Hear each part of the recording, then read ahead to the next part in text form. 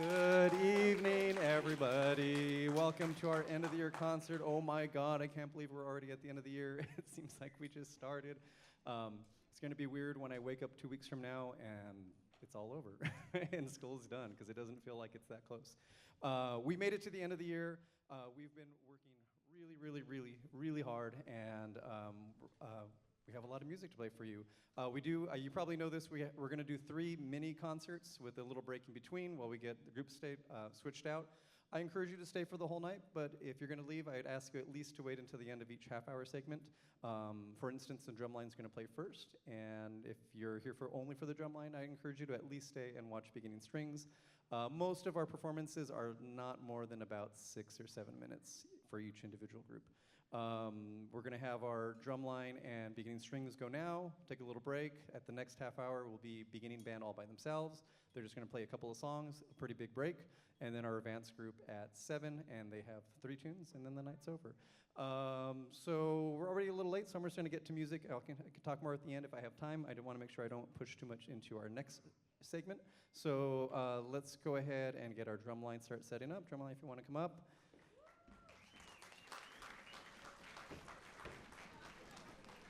The Drumline is not taught by me at all. I kind of get them started at the beginning of the year and take care of some logistical stuff, but we have a former student who's been teaching them. He actually just graduated last year. He's fresh out of high school. He couldn't be here tonight, Narek, but he's been working really hard with them, and they have quite a few things they're going to do for you. Keep the warm-ups to a minimum. Don't do too many reps on any individual warm-up. And let's get moving. So let's give them one more welcome. Let's get the lights on them, and Drumline.